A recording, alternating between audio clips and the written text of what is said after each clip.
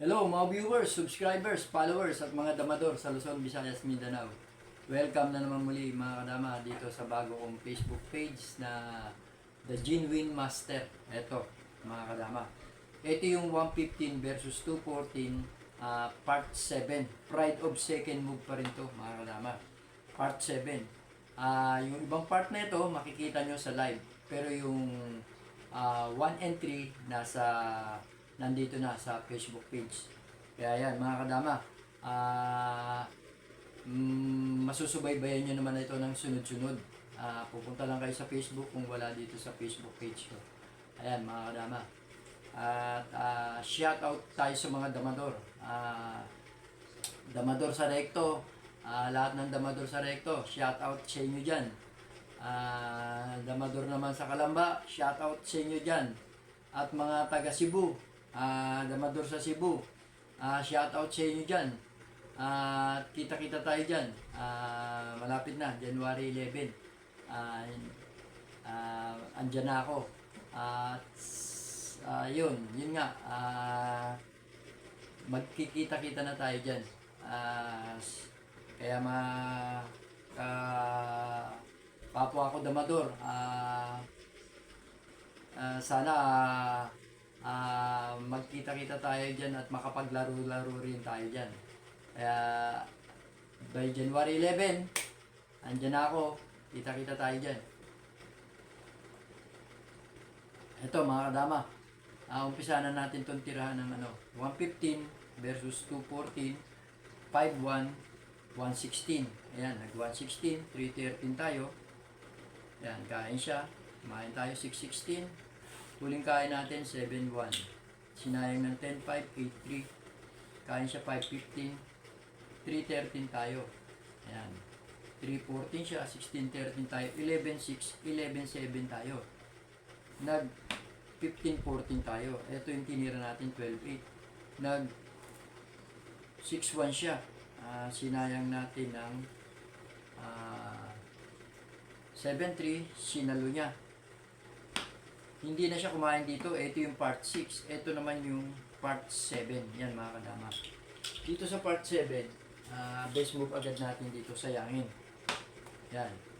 Ito yung posibleng ikakapanalo natin pag tumakip ng 7-2. Yan, may panalo na tayo. Ito naman, dalawa na lang ang pwede niyang itira. Isang 8-3 at saka isang 215. Dito muna tayo sa 8-3. Yan, 8-3. Kain tayo doon. Kumain siya rito. Ayan. 5-1 tayo. Ito rin ang best move niya, 5-1. Ayan.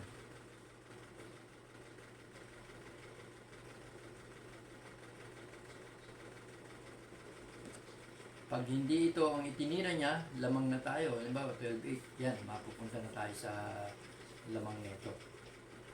Kaya ito yung possible na pwede niyang itira. 5-1. Tayo naman, obligado na tayo sumayang. Best move niya rito, igaganito lang. Yan, kakain tayo ron. Kakain siya rito. Kakain tayo ron. Kakain siya dyan. So, suportahan natin siyempre. 8-3.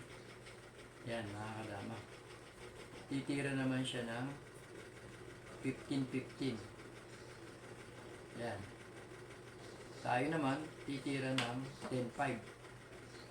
So, ito, at kahit na anong itira niya, subo na tayo. Hindi naman siya makababa dito. Kasi, meron na tayong, may lansi na.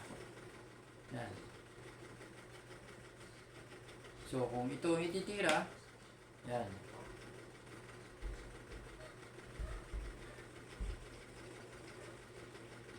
Susubo pa rin tayo. Yan. Abante ang kain. So, ito na lang ang possible na pwede niyang itira. Yan. Siyempre, ihahabol niya na ng tablaan. Itira siya ng 215.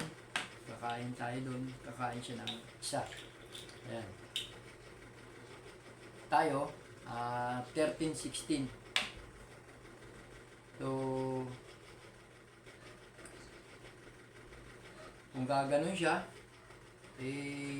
dito na tayo.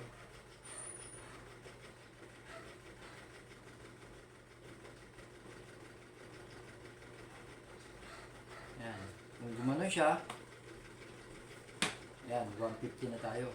So, dumama siya, iilag lang tayo. Kahit siya niya i-timing to, tabla na to. Kasi dalawa oh. Tumiming siya dun. Dito na tayo.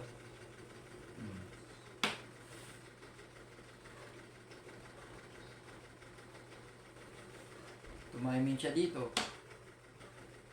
Dito na tayo. Saglit. Yan. Dito lang tayo. Yan. So, gaganon siya. Yan.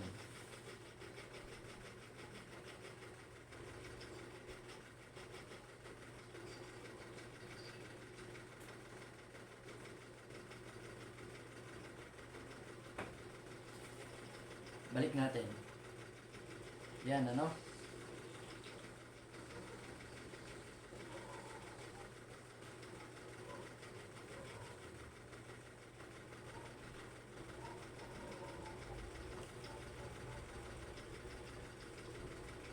Ito.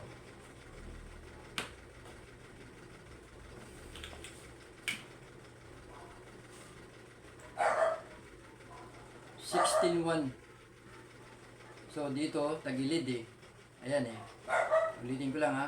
Pag dito, talo pa tayo eh. So, dito, talo rin eh. Gaganon no. O, talo rin. Kaya, 16-1 ang best move natin dito. Ayan. So, tumiming man siya. Timing siya doon. Pwede na tayo dito.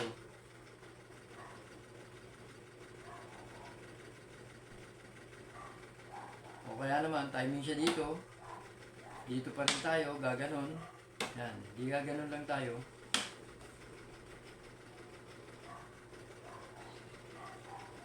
Kung gumanon, mabayaan lang natin yun.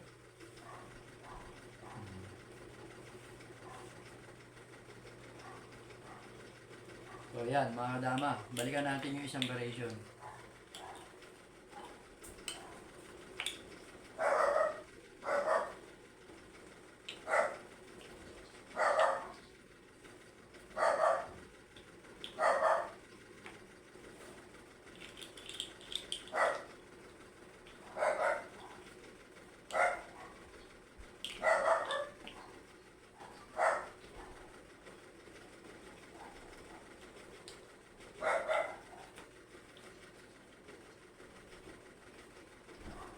Yan.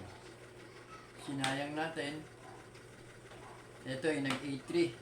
Dito mabla nga tayo dun. Ito naman. Yan. Diyan. Dito na tayo. Pagpunta niya rito, kain tayo dun dalawa. Yan mga kadama. So, alin sa dalawa? Dadama siya o patayin. Yan. Halimbawa, pinatay. Yan. Dibaldi siya ng dalawa. So, dito na tayo posibleng titira.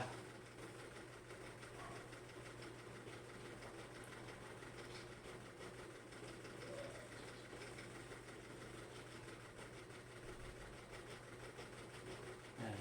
Pag tira niya dito na tayo pupunta.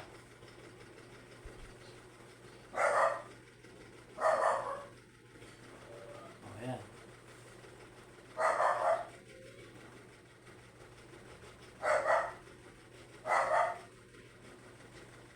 Pag subo niya rito, hindi pwede dahil may lance eh.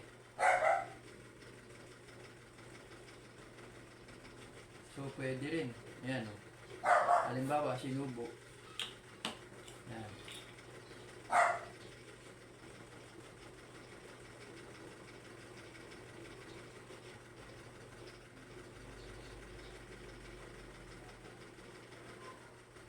Bibigay natin doon. At saka ibibigay natin dalawa. So,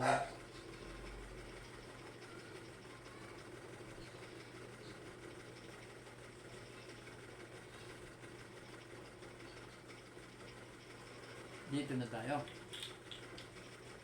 Kung tumiming siya rito, ganun na tayo. Kung dito naman,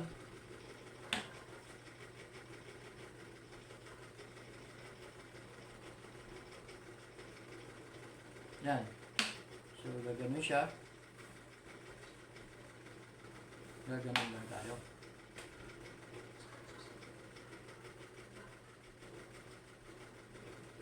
Gaganon siya. Sayangin natin. Tsaka tayo bababa doon.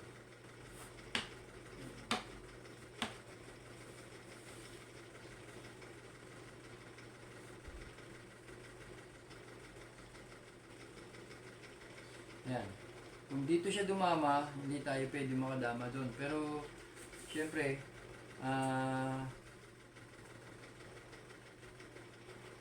iilag na rin tayo. Dito na rin talaga ang dama natin eh. Ayan.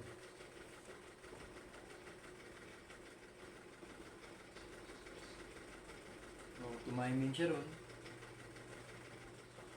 Timing naman tayo dito. So, mauuwi talaga sa draw to, mga kadama. Ayan. Ito na yung part 7, mga kadama. Dito sa tirahan na to, maganda lang, hindi tayo talaga malalagay sa delikado. Tabla meron, pero yung sabihin na matalo, ay imposible matalo. Tabla lang talaga. Maganda lang, meron naman tayong pinagdaan ng panalo. Importante lang naman, hindi tayo matalo sa tirahan. So, dito sa part na to, medyo ano lang tayo, yung depensa. Ayan. Pero at least, kahit papano, sabi nga ng iba, mahina. No, kung mahina, hindi naman natalo. Ayan, okay lang yun. Mahinang variation, pero at least, draw, hindi talo. Ayan. Kaya, ayan mga kadama, ito na yung kabuuan ng part 7 ng 115 versus 214, Pride of Second Move. Pero, meron din tayong pinagdaan ng panalo. Isang pagkakamali niya rin, meron din tayong may papakitang panalo. Kaya lang naman natin pinakita, yung best move niya, yun talaga ang natural na mangyayari sa labanan. Kaya, ito mga kadama, sana sa pagkakataon nito, nakapagbigay na naman ako sa inyo na maikling kaalaman tungkol sa laro na tong dama. Lalo-lalo na dito sa variation na pinapakita natin sa 115 versus 214 Pride of Second Move. Kaya kita-kita tayo uli mga kadama sa susunod na pagkakataon. See you soon!